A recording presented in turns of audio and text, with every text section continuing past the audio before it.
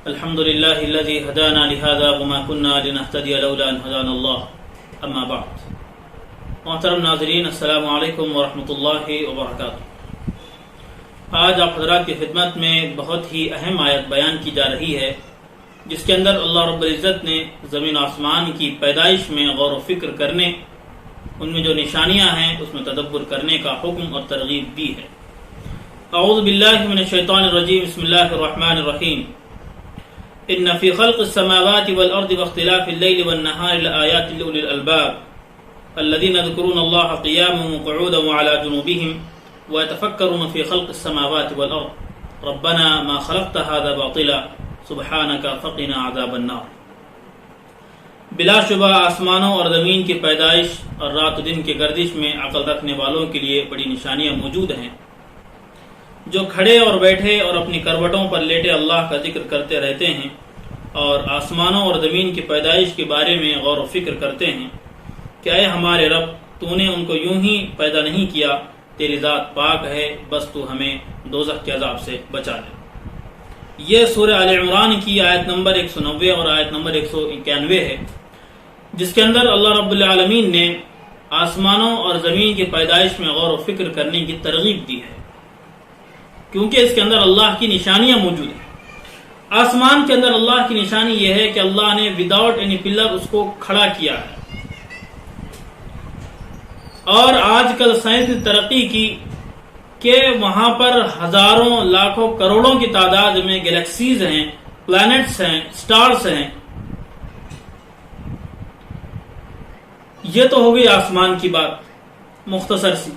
زمین کے تعلق سے ایک زمانے میں یہ گمان کیا جاتا تھا کہ یہاں سے صرف پانی نکلتا ہے، لیکن آج کیا کچھ زمین سے نہیں نکل رہا ہے. پانی کے علاوہ petrol, diesel, gold, silver, iron, بے شمار معدنیات ہیں جو آج انسان زمین سے نکال کر فائدہ اٹھا رہے ہیں. آسمانوں اور زمینوں میں جب غور بندہ کرے گا تو بندے کو پتا چلے گا. زمین کی جب مثال آئی تو ایک درخت ہے، ایک کھیتی آدمی کرتا ہے. اگر ایک 5 فٹ نیچے اگر کھود کر دیکھا جائے تو کوئی چیز وہاں پر نہیں ہے، لیکن جب وہاں پر کھیتی ہوتی ہے تو اوپر ہریالی بالکل لہلہاتی جو ہم کو نظر آتی ہے. اسی کے جسٹ نیچے اگر 5 فٹ کھودے تو کوئی چیز وہاں پر نظر نہیں آتی. یہ اللہ کی قدرت ہے. زمین کے اندر سے اللہ نے غلہ اگایا انسانوں کے لیے. تو اللہ یہاں پر یہ بات بیان کر رہے ہیں کہ انسانوں کو چاہیے کہ وہ تدبر سے کام لے، غور و فکر کریں. غور و فکر کرنے سے ہوتا کیا ہے کہ اللہ کی جو تخلیق ہے، اللہ کی جو مخلوقات، اس میں غور کرنے سے خالق کی یاد تازہ ہو جاتی ہے.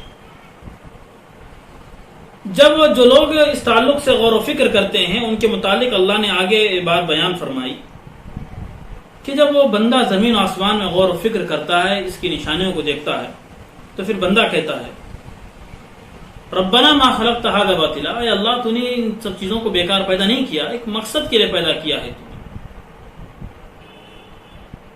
تو ایک اہم بات جو اس باب سے تعلق رہنے والی ہے وہ یہاں پر یہ ہے، ان فی ذلک لآیات لأولی الالباب، لآیات لأولی الالباب، کہ اس میں نشانیاں ہیں ان لوگوں کے لیے جو عقل رکھنے والے ہیں.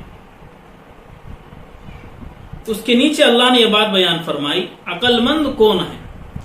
آج دنیا نے یہ ایک الگ الگ معیار بنا لیا ہے کہ کوئی اگر بزنس میں اچھا پک اپ پکڑ لے تو اس کو کہتے ہیں وہ عقل مند ہے. کوئی دنیا بھر کی اگر دولت سمیٹ رہا ہے تو بس کہتے ہیں کہ ایک معیار بنا لیا ہے کہ یہ عقل مندی ہے. اور دوسری چیز، اگر کسی نے کاغذ کے پرزوں کو یا لوہے کے پرزوں کو آسمان میں اڑا دیا تو سمجھ لیں کہ یہ عقل مندی ہے. اصل عقل مندی کیا ہے، ریئل وزڈم کیا ہے، یہاں پر اللہ نے بیان کیا. الذین یذکرون اللہ قیاما وقعودا وعلی جنوبہم ویتفکرون فی خلق السماوات والارض. اصل عقل مندی یہ ہے کہ بندہ کبھی اللہ کے ذکر سے غافل نہ ہو. یہ اصل عقل مندی ہے. جس کا دل اللہ کی یاد سے کبھی غافل نہ ہو، یہ اصل عقل مندی ہے. اور جو زمین و آسمان اور دیگر چیزوں میں اللہ کی نشانیوں کو ڈھونڈتا ہو، غور و فکر کرتا ہو اس نظریے سے کہ میں مخلوق کے ذریعے خالق کو پہچانوں گا اور اس کے مطابق اور اس کے تقاضوں پر میں عمل کروں گا، یہ جو بندہ سوچتا ہے نا، یہ اصل عقل مند ہے، یہ اصل عقل مندی ہے اور ریئل وزڈم ہے۔ جو معیار انسانوں نے بنا لیا عقل مندی کا، اس کا کوئی ویلیو نہیں ہے۔ اصل وہی چیز ہے جو قرآن میں مینشن کی گئی، جو اللہ رب العالمین نے بیان فرمائی ہے۔ تو پہلی بات تو یہ ہے کہ زمین و آسمان میں بے شمار نشانیاں ہیں۔ دوسری بات یہ ہے کہ جو ان نشانیوں میں غور و فکر کرے گا، اللہ کی مخلوقات میں تدبر کرے گا، حقیقی معنوں میں، صحیح معنوں میں دراصل وہی کامیاب بندہ اور وہی عقل مند بندہ اور انسان ہے۔ یہ ایک مختصر سی بات تھی آپ حضرات کی خدمت میں، اور 2 آیتیں باقی رہ گئی ہیں جو اگلے ہفتے آپ حضرات کی خدمت میں پیش کی جائیں گی۔ اسی پر اپنی بات کا اختتام کرتے ہیں۔ وآخر دعوانا ان الحمد للہ